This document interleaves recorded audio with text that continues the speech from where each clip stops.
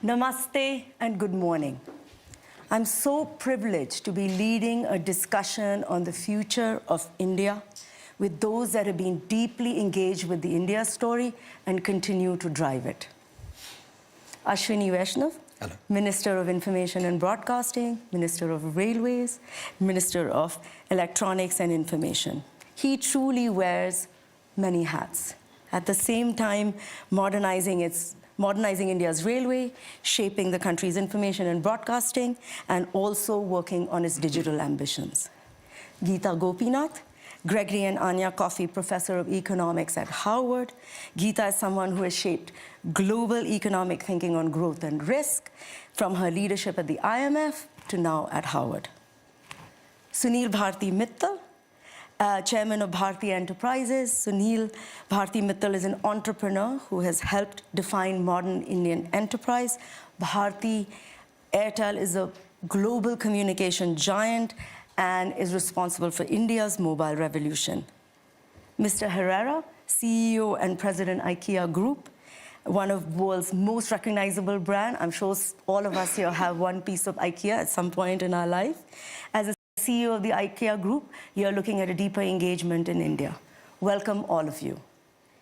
At a time when much of the global economy is grappling with uncertainty, India stands out as a rare bright spot. On Monday, in its World Economic Outlook report, IMF revised upwards its estimate for India's economic growth for 2026 from 6% to 7.3%. The fund projected global growth at 3.3%, while describing India as a key growth engine for the world. In fact, many describe India as having a Goldilocks phase, strong growth and moderate inflation. Many projections suggest India could overtake Japan and Germany over the next few years and move into the global top 3. But momentum is not destiny. The real question is about timing, execution, and choices, and what does India need to do to convert this moment of opportunity into economic transformation. I'm going to start with you, Minister. When you hear this framing, can India become the third largest economy? Do you feel we're asking the wrong question? Should it really be, when will India get there? And if so, how will we get there? What are the two things that will help us, and what are the two things that could halt us? India will become the third largest economy in the coming few years itself. It's not a question of will it become. It's certainly, that's a certainty that will happen. It's a question of within the next few years, we will definitely become the third largest economy. What's working very well is the last decade of very transformational change which has happened in our country. And it's a very well thought through, well defined, and very focused execution.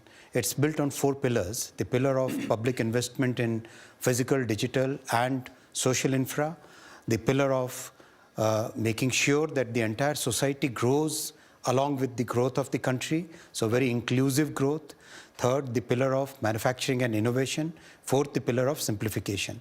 All this combined with the base of technology that we have put, we can very clearly say that India is going to grow with 6 to 8% real growth and a moderate 2 to 4% inflation and a nominal growth of 10 to 13% with 95% confidence interval in the next 5 years. So that's the kind of growth journey which is there, we can say with a lot of confidence.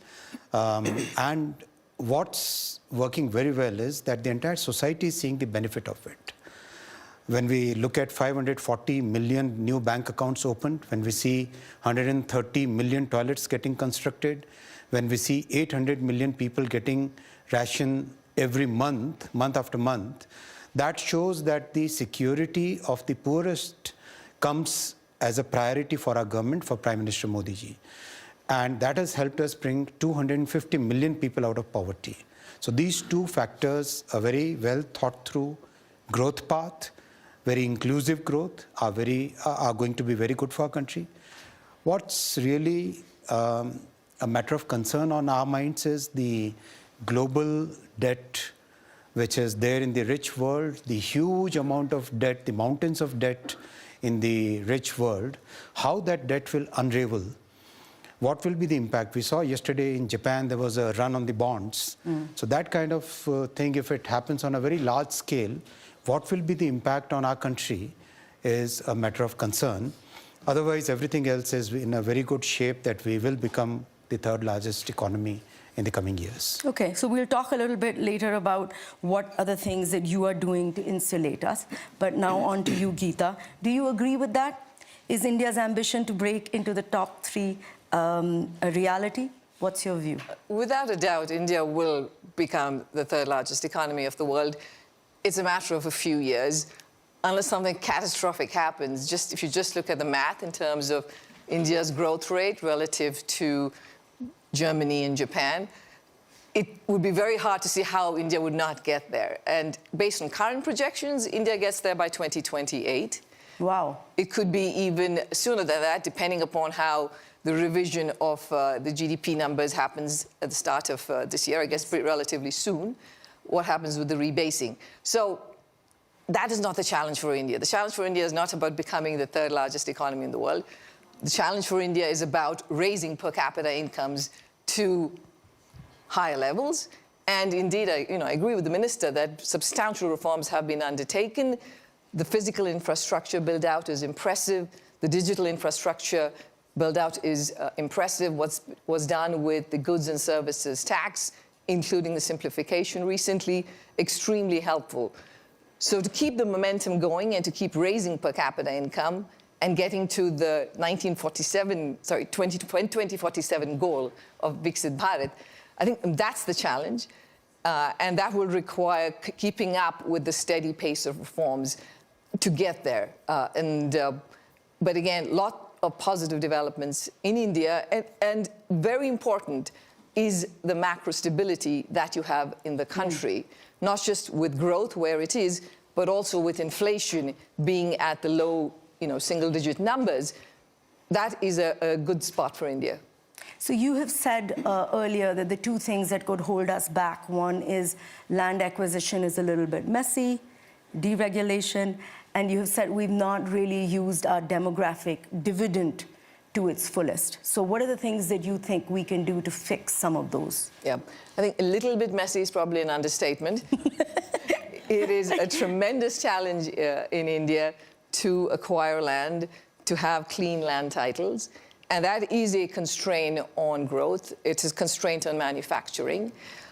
Again, there are states in India that are experimenting with techniques that other states can also adopt. I think Andhra Pradesh is doing a good job in finding very creative ways of helping with selling of land, shifting land from being agriculture to commercial land. Land titling, again, pushing on that is important.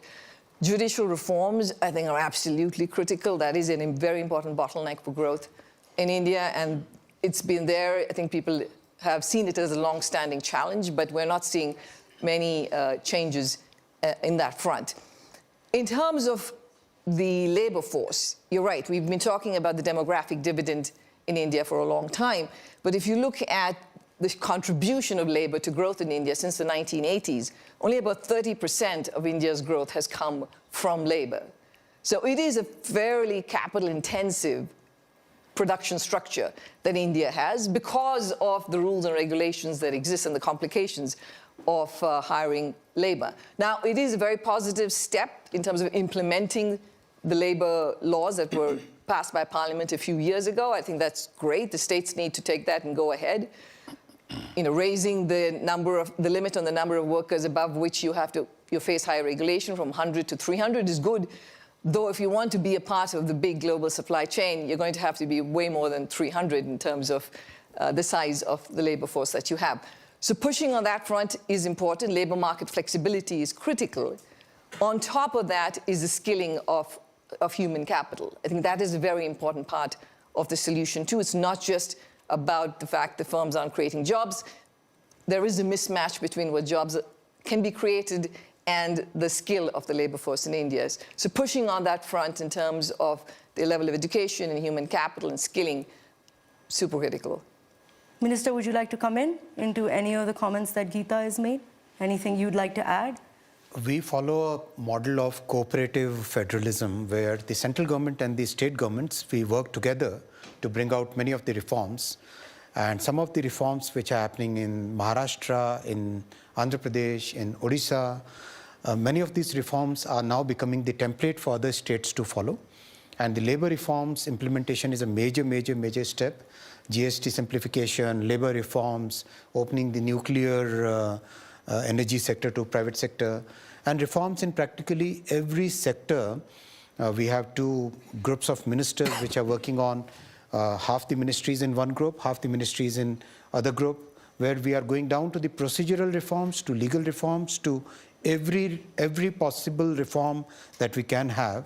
And I'll request all the participants present here, in case you feel there is any particular point which is hampering your growth in India, do come out. We are here to listen to your problems and solve them. We are here to be the catalyst for your growth in India. Yeah. Excellent. Mr. Mittal, you're a pioneer of India's digital revolution.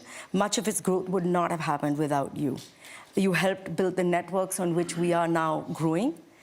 What do you think is the next thing we can do to turbo our growth, and what do you think is leashing us? Well, I think India is generally in a great spot. You already heard that it's a matter of numbers, mathematics. We will get there to be number 3. And if I put a spiritual metaphor around it, I would say it's written in the stars. The question is $6-7 trillion for 1.5 or 1.6 billion people doesn't stack up. So we will get to number 3, but we need to get to $25-30 trillion. And we can quibble about the year in which we'll get there, but we have to get there and we will get there. What do we need? My tribe, the business community, needs an enabling environment, need a committed government, needs stable situation in the country. All that is available now. One factor that is coming to challenge our growth that we are currently on is massive competition that has occurred in the world today. The US was a huge market for China to grow itself. And they used 20-30 years of that wonderful moment to build their factories, to build their manufacturing bases, go into deep tech, earn a tremendous amount of money to shore up the economy. That opportunity is not available for India. So we will have to find our own ways and means. Thankfully, we have a huge market. India is a continent of consumers, young people consuming more and more. We will be signing, hopefully, the EU trade deal very soon. Yeah. UK is done, Australia is done, New Zealand is done, UAE is done, many more in the pipeline. But the big one with the US hopefully also gets done soon. We heard from Secretary Lutnick this morning, America must bring everything back to manufacture in America. That's a change. We need to deal with that new shift in the global trading norms that we'll have to deal with. Give us more backing from the government, give us more freedom. We have a prime minister who understands the power of business. He uses the industry and industry players to scale up the country, provide more employment. The PLI scheme that has come out, I never thought during my lifetime India will be a manufacturing destination for electronics or telecom equipment. All that has changed in the last 5, 7, 8 years, just in the last 5, 7, 8 years. Massive amount of exports of Apple phones and many other products are happening now. I remain very, very confident that the energy that I see in India, and now I work in Europe, I work in France, I work in the UK, and I can tell you, we will continue to grow at the rapid clip of 6, 7, 8, hopefully in some years even higher, whereas the world will be settling at 0.5%, 1%, or minus in certain years. We have a good future for us. What can derail us is only the competitive intensity of the world play now that we need to deal with, and that really lies in the hands of the able government, how they deftly deal with the trade deals. Okay, thank you. Mr. Herrera, you've seen India through many, many years, and right now with IKEA on the ground. From a global CEO's perspective, how does the world view India's growth story? First, I have to say that I always make a disclaimer when talking about India. I am emotionally biased with India because we live in the family, my wife and the 2 children, for 6 years. And so I call myself an Indian ambassador in the business community. So unpaid as well. This is the best. Disclaimer made. No, of course, India, you have to be in India. There is no Wow. option because it's, you know, it's a big market, it's a young population, it's also a democracy, it's the English-speaking country, but also at the same time, India has had, is having, and will have the possibility to leapfrog from agriculture to the most developed AI much faster than any other country, you know. So we see, of course, very positive India in that sense. So, Minister, you said in the first question I asked you that one of the pillars is simplification, which is basically deregulation. And many times, whoever you speak to, that is one of the concern areas. So can you talk a little bit more about what are you doing to make ease of business happen in India? Absolutely. In the last 10 years, 1,600 laws, old, antiquated statutes have been removed from the statute book. Can you give a similar example anywhere in the world? 1,600 laws have been removed. 35,000 compliances have been removed. A big exercise is right now going to reshape the legal structure tuned to modern times, because many of the laws were written in a time when the government and the political setup of that period, I'm saying of the early, from 1950 to 1990, that was a period when the governments were basically very inward-looking.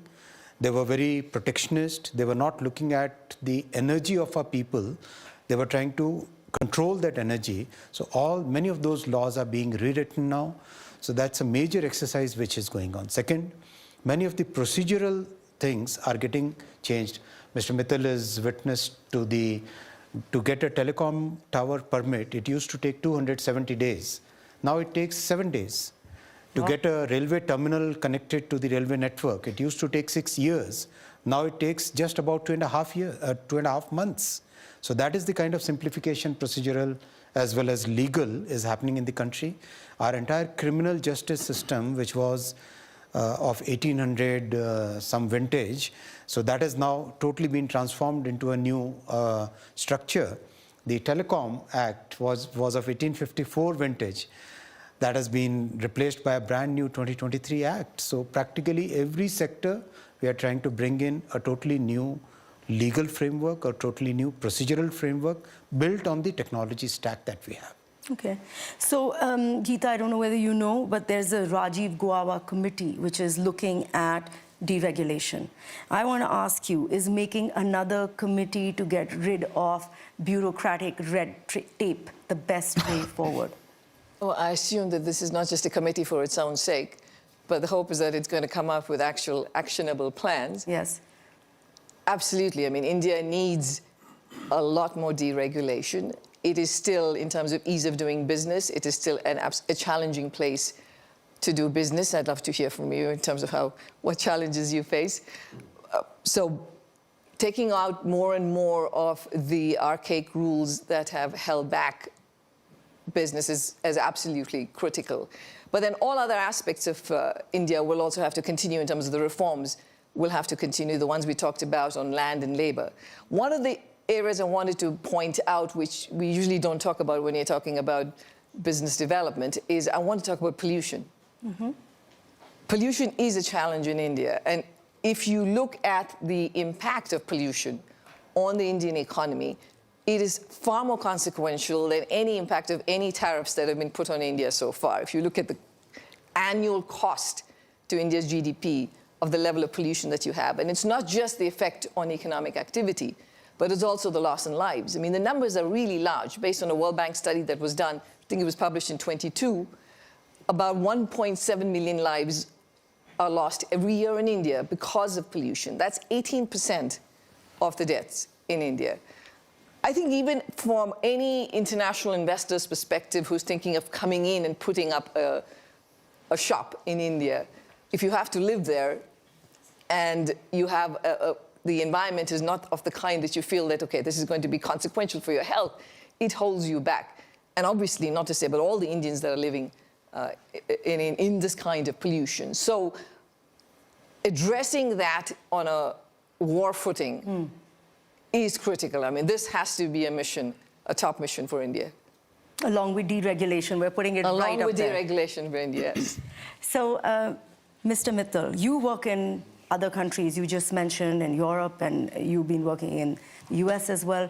What are the lessons that India can take from there for ease of doing business? You know, what are the things that we can adopt? Well, I can say certainly nothing from France or UK. No, it's much harder, much harder. Oh, really? There. Oh my Okay. God, oh my God, it's much harder. And they also have the, additional burden of the Brussels bureaucracy, which they have to deal with. There's just multiple layers there. I would say US is a good model, where business is really highly encouraged, and the ease of doing business, I would say, to a good level. And of course, there are examples, fine examples in Singapore and UAE, etc. But I would echo Honorable Minister's point of view here. India has come a long way. I mean, I'm a product of, I started in '76. So I have You're seen... giving your age away. Yeah, it's fine. But I am telling you, I've seen this plethora of books, handbooks, manuals, standing outside in DGTD, CCIE, hundreds of departments getting one license to get something into the country. All that is gone. 1992 or 91, 92 was one big wave. And I would say in the last 10 years, a lot has been done. Can more be done? Yes. We as business community will keep on asking for more, transfer more faith onto us, have faith, we will do the right things, we'll be more compliant. Indian companies have much better governance standards today than they were in the 90s and early 2000s. I think this government is engaged. I hope and really I'm confident that this committee is set up for a real reason, because the Prime Minister recognizes there is still much more to be done in ease of doing business. And I remain very hopeful something good will come out of this. Okay. So I'm adding on to the question Gita kind of asked you about doing business in India. Is it easier to do business in India or in China? And what would be your advice to a global CEO coming into India at this moment in time? At IKEA, we are present in many different forms in India.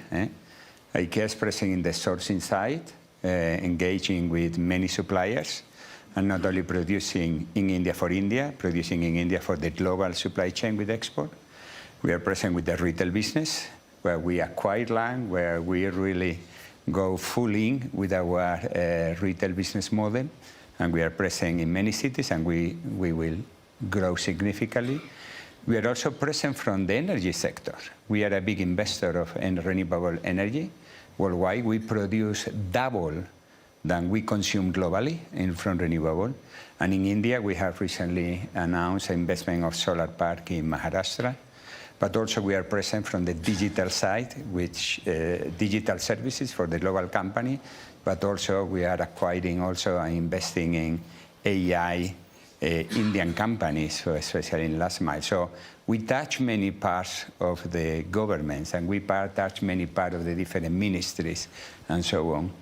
So on that side, doing business in India, half full glass, what is really good, and then what is the opportunity, half empty glass. In the half full, it is true that it's a process of simplification. And then what it is even more important, when you face the blocks, you knock the door and you are heard.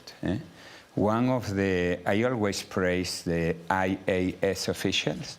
They are fantastic across the country because they listen to you, you meet them, you discuss, and then it's important. Sometimes things are a bit more complex, you need to find a way, but they are with you, so they don't ignore you. I think every time we have faced issues, we sit down, you have to invest time, but you sit down and then you share and then you are helped.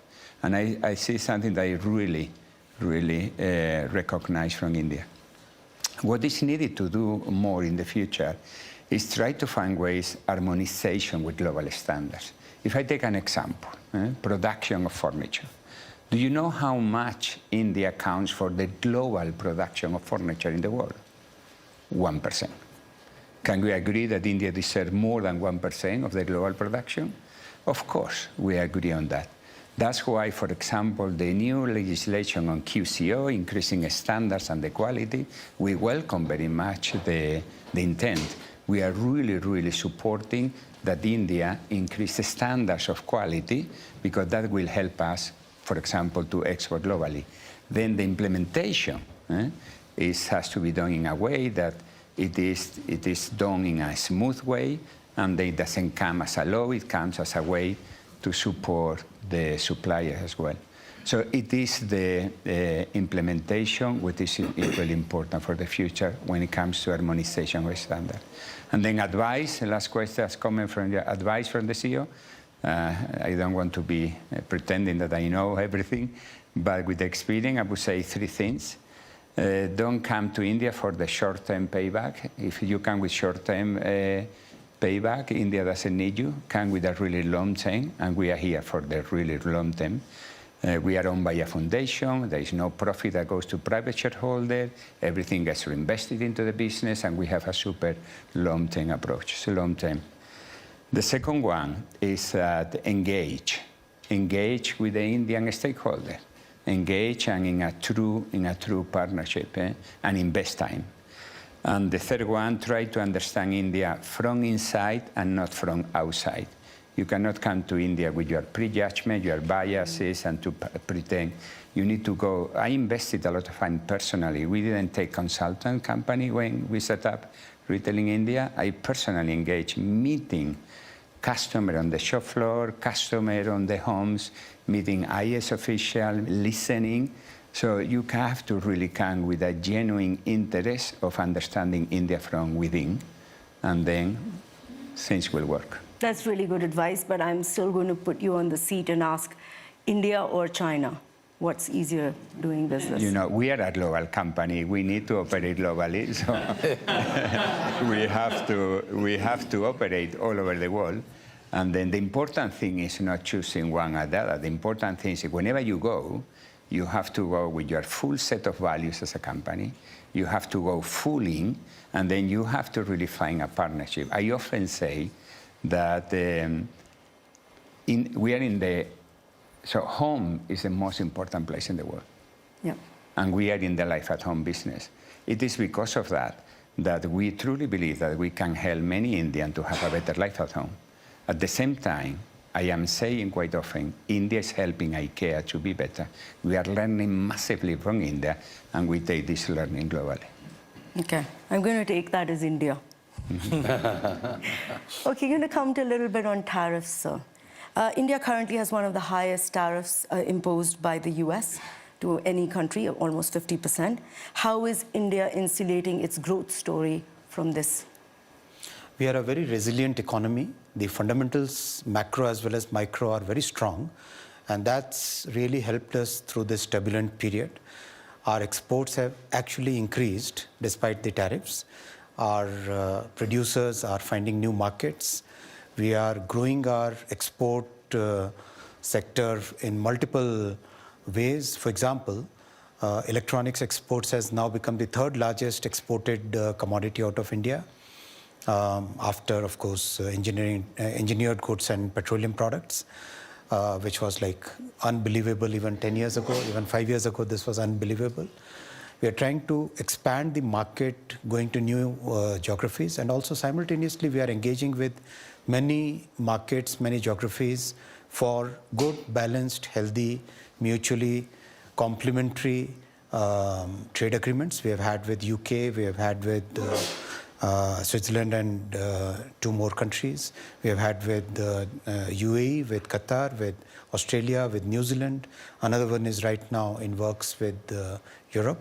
So lots of engagement globally, and a fundamental change which has happened in the last 10 years is India has emerged as a very trusted value chain partner, not just supply chain partner. A supply chain partner would be manufacturing to your designs, manufacturing to your specs. A value chain partner will be partner to you in the journey of design, in the journey of understanding what the customers need. In the same room 3 years ago, when we discussed semiconductors, people thought that India will never be able to manufacture semiconductors. And when I say the value chain partner, today, the entire semiconductor industry believes that India is the most important trusted value chain partner, right? So that feeling, that positioning of the country is very important for us in resilience, in managing the turbulence that we see. Okay. Gita, I don't know whether you caught Prime Minister Carney's speech yesterday in Davos. He basically declared independence from the American-dominated past. I want to ask you the question about dealing with tariffs in that context. I saw some of his, what he said. It was pretty powerful. Indeed, it was a statement about the current global economic order and how that has basically ended, and that we have to, form new alliances. Yes. I think there was a big call to that. First of all, I don't think the movie's over. It hasn't ended yet. We will have an important speech later today. Yes.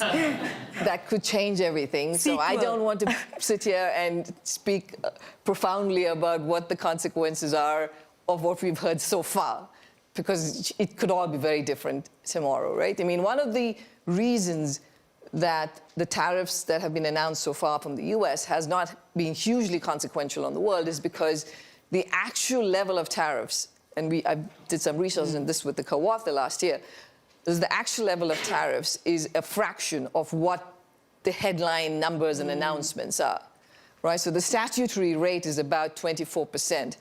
The actual rate is about 14%, right? So because there's so many exemptions and so many carve-outs. So every time I hear a number, I'm like, I want to wait and see exactly where something sticks.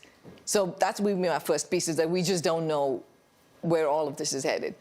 What I will agree with, and I think that we don't need to wait for, is that we have permanently moved away from the previous last 80 years of the global economic order. It doesn't matter what comes next, but we're not going back to the time when we had completely close to free trade across all countries in the world.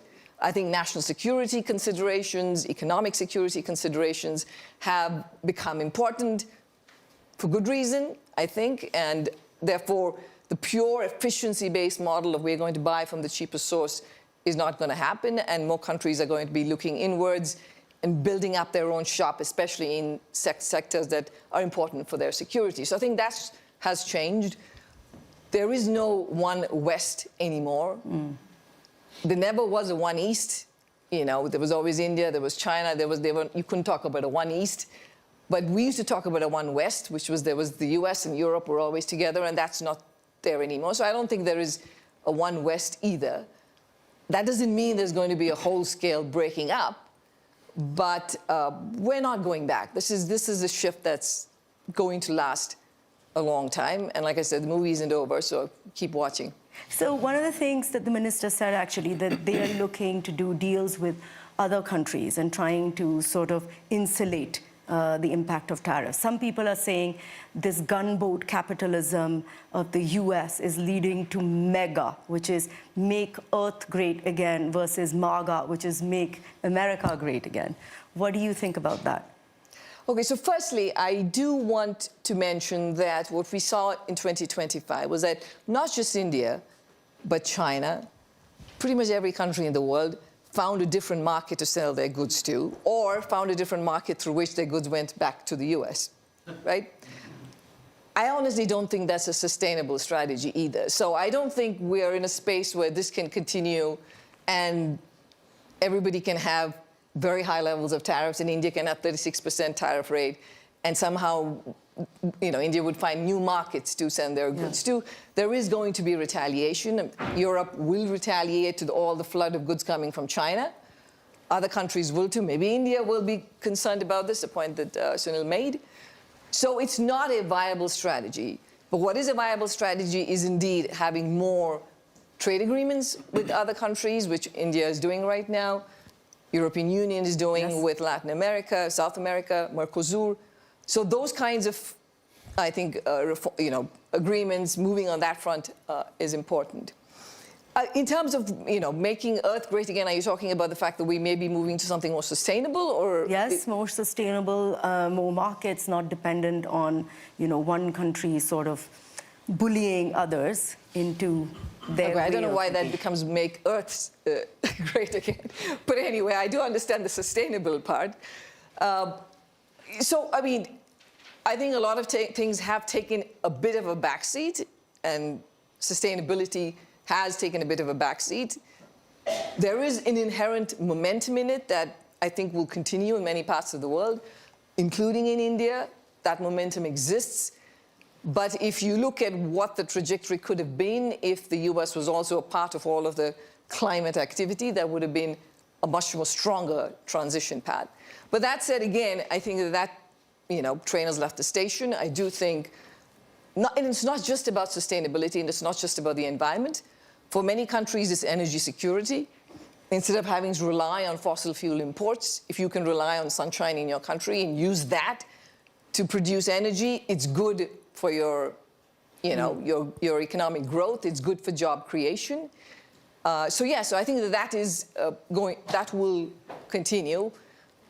Among the risks that the planet faces are climate-related risks, so that's not going away.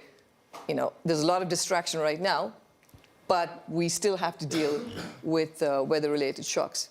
So one of the things that Gita said, and you've mentioned as well, is uncertainty. I mean, she's saying you have a headline, they say a particular tariff, but she still waits to see what is the effectiveness.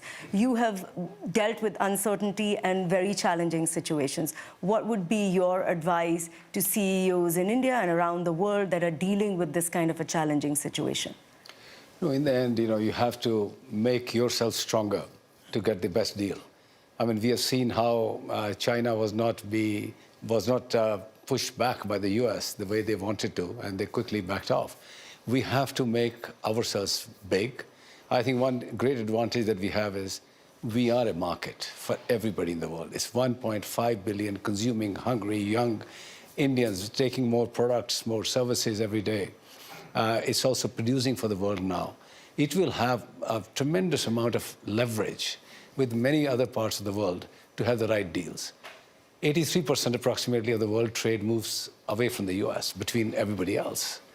I don't think so it'll ever come to that you will not trade with the US, but if it becomes completely untenable in terms of tariffs and all that, the world will react. And they will find ways, as rightly pointed out in other markets, other places. What India really needs to do is scale. Scale its technologies, scale its production, get to a point where they have consumer surpluses so they can send to the world like China. That will take some time. The good news is that India recognized very earlier on that this is time-consuming and capital-intensive. You have to build more roads, more ports, more airports, more railways. This would have taken 10, 15, 20 years and hundreds of billions of dollars. How did India mitigate this? They quickly recognized, I would say, credit to the government and the Prime Minister, get a digital highway in place of world order, the best. Provide enough energy to fire it, because there's no point having a digital highway with no energy. These two things were taken on a priority, very high priority. And on that, you dropped a digital stack to connect everybody for banking, for health services, for everything else.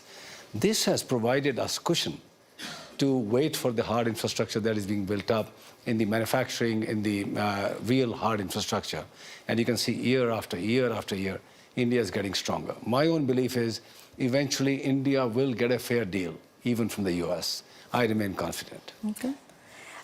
So how have the tariff tweets affected your assessment of doing business in India? Because you source and you have a marketplace as well. Yeah, I know we have a big global supply all over the world. And then building on Gopinath, the trade is like water. If you close something, the water will find another way. But then the point here is that the point I'm building on you, Mittal, the point is that I think there is too much noise now on the here and now on the short-term impact. And we are putting too much energy as a society on mitigating the pain.